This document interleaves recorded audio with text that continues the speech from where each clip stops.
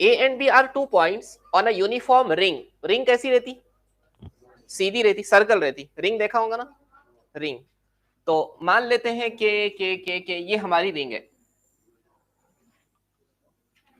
Wow, सो ये हमारी ring है। ये पूरी रिंग का रेजिस्टेंस कितना है? R के बराबर है। The angle AOB, A and B are 2 points on a uniform ring। तो ये पहला स्टेटमेंट है। ये रिंग के ऊपर 2 पॉइंट है। मैं कंसीडर करता हूं कि ये पॉइंट है और ये पॉइंट है। ये पॉइंट को नाम देते हैं A और ये पॉइंट को नाम देते हैं B। तो क्या हो गया? A and B are 2 points on a uniform ring। Ring बना दिया, पॉइंट बना दिए, और ये पूरे रिंग का रेजिस्टेंस है R। The angle AOB is equal to theta, where O is the center। तो ये सेंटर O हो गया, और ये हो गया AOB, और ये पूरा एंगल कितना है? थीटा के बराबर है। The equivalent resistance between A and B, A और B के बीच का इक्विवेलेंट रेजिस्टेंस हमको पता करना है। अगर A और B के बीच का इक्विवेलेंट रेजिस्टेंस पता करना है तो A से करंट इंटर करो, B से करंट बाहर निकालो। यहां करंट इंटर करने के बाद थोड़ा सा यहां जाएगा, थोड़ा सा यहां जाएगा। ये वायर है तो वायर का अपना खुद का कुछ रेजिस्टेंस होगा, वायर का अपना रेजिस्टेंस होगा। मतलब ऊपर वाला एक वायर, अगर मैं इसको नाम दे दूं, यहाँ पे एक नाम दे देते हैं, क्या C दे देते हैं, और यहाँ एक नाम दे देते हैं D। तो यहां से करंट इंटर कर रहा है, तो क्या ये ए बी वाले सर्किट को मैं यही बनाता हूं, उसके बाद नहीं, ठीक है चलो, ये ए आ गया और ये बी आ गया। तो ए से ऊपर की तरफ हम जा रहे हैं, तो यहां एक रेजिस्टर लगा दिया हमने। कितना है वो? RAOC है ना। ये AOC वाला जो, AOC क्यों लिखा मैंने, ACB, सॉरी, ये ACB जो वायर है ना, उसका रेजिस्टेंस ACB ऊपर की तरफ, और नीचे की तरफ क्या आ जाएगा? नीचे की तरफ कौन से वायर का रेजिस्टेंस आ जाएगा? ADB। और ये दोनों कैसे होंगे?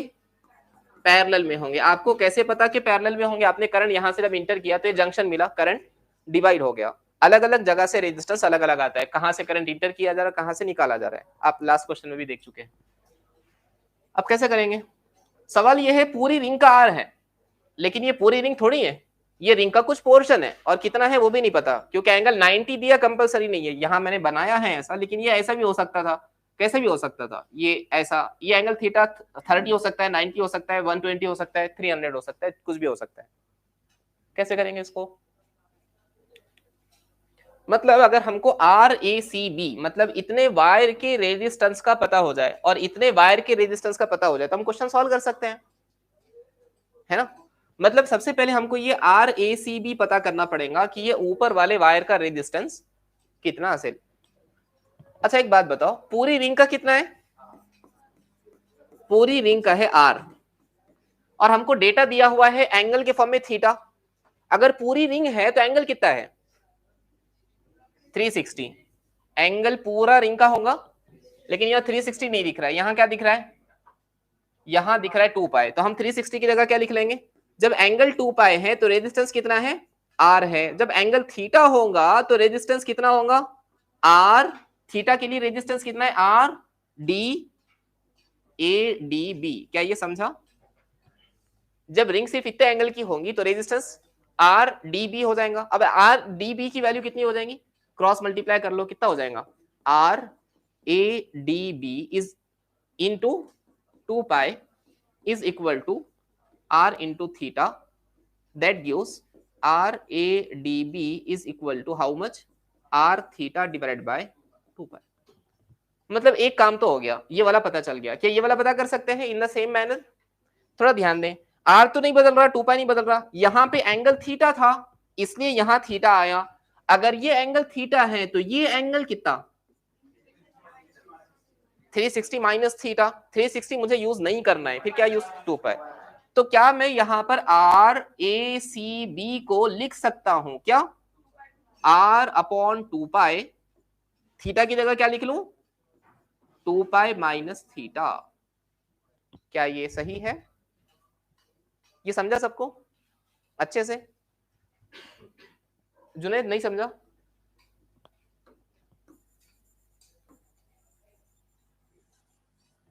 यहां तक समझा बेटे? यहां तक समझा कि अगर 2 पाई एंगल है तो रेजिस्टेंस R है, तो थीटा एंगल होगा तो रेजिस्टेंस RADB होगा, और RADB का फॉर्मूला मिल गया R theta by 2 pi. In the same manner अगर 2 पाई एंगल है तो रेडियस रेजिस्टेंस कितना है r।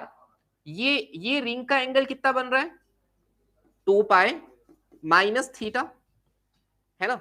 ये यहां से यहां तक ये वाली रिंग का एंगल, अगर ये थीटा है, पूरी रिंग का कितना होता है 2 पाई। 2 पाई में से इतना थीटा माइनस कर दो तो बचा हुआ एंगल कितना हो जाएगा 2 पाई माइनस, अगर 2 पाई एंगल है तो रेजिस्टेंस r है, तो अगर एंगल 2 पाई माइनस थीटा हो जाए तो रेजिस्टेंस कितना होता है आर सी बी, ए सी बी, है ना, बराबर। अब वही क्रॉस कर लो, कितना हो जाएगा 2 pi times of R A C B is equal to R into 2 pi minus theta, मतलब आर ए सी बी कितना हो जाए R A C B is equal to R under the bracket 2 pi minus theta upon 2 pi. अभी समझा। Simple हम क्या कह सकते हैं, अगर एंगल थीटा है तो R theta by 2 pi, angle 2 pi minus theta है तो R 2 pi minus theta by 2 pi. मतलब ये वाला भी पता चल गया, ये वाला भी पता चल गया। मैं सर्किट डायग्राम को दोबारा बना रहा हूं। ऊपर कितना रेजिस्टेंस, ऊपर कितना resistance R 2 pi minus theta upon 2 पाई, और नीचे कितना resistance R theta upon 2 pi. ये दोनों कैसे कनेक्टेड है पैरेलल कनेक्टेड है। अगर ये दोनों पैरेलल कनेक्टेड है तो इक्विवेलेंट रेजिस्टेंस कितना होगा R1 R2 divided by R1 plus R2। तो R इक्विवेलेंट कितना होगा R1 कितना बताओ R 2 pi minus theta upon 2 pi, ये हो गया R1। R2 कितना R theta upon 2 pi divided by R1 plus R2 R 2 pi minus theta upon 2 pi plus R theta upon 2 pi. ऊपर वाला टर्म मैं एज इट इज लिखता हूं। सो ये आर और ये आर कितना हो जाएगा R into R, R square, ये थीटा को मैं पहले लिख लेता हूं, आर स्क्वायर थीटा हो जाएगा ये, और साथ में क्या आ गया 2 पाई माइनस थीटा, और नीचे क्या आ जाएगा 2 पाई इंटू 2 पाई 4 पाई स्क्वायर, है ना। मल्टीप्लीकेशन सही हुआ। ये आर के साथ मिलकर हो जाएगा आर स्क्वायर, ये थीटा मल्टीप्लाई में आ गया 2 pi minus theta as it is रहा। डिवाइड में क्या होगा, अगर मैं इस ब्रैकेट को पहले ओपन कर लूं तो क्या होगा R into 2 pi divided by 2 pi minus R theta upon 2 pi plus R theta upon 2 pi. ये कैसे हुआ जी, ये आर बाय 2 पाई है ना, आर बाय 2 पाई, अगर मैं ब्रैकेट ओपन करूं R by 2 pi into 2 pi कितना हो जाएगा R by 2 pi into 2 pi, R by 2 pi minus theta R, शायद ये आपको नहीं समझा ना, ठीक।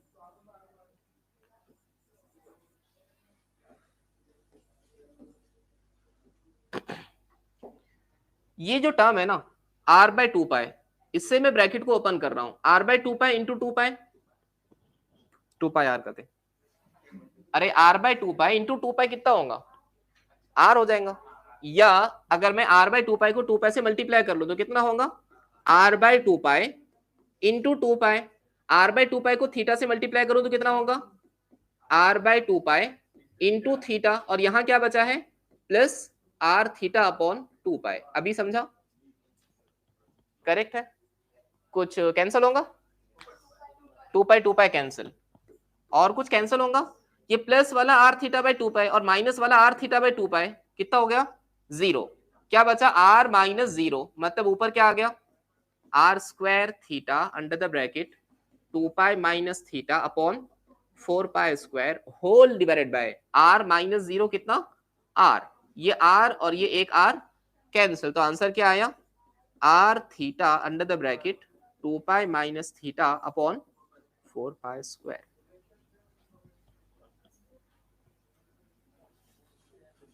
Option D should be correct.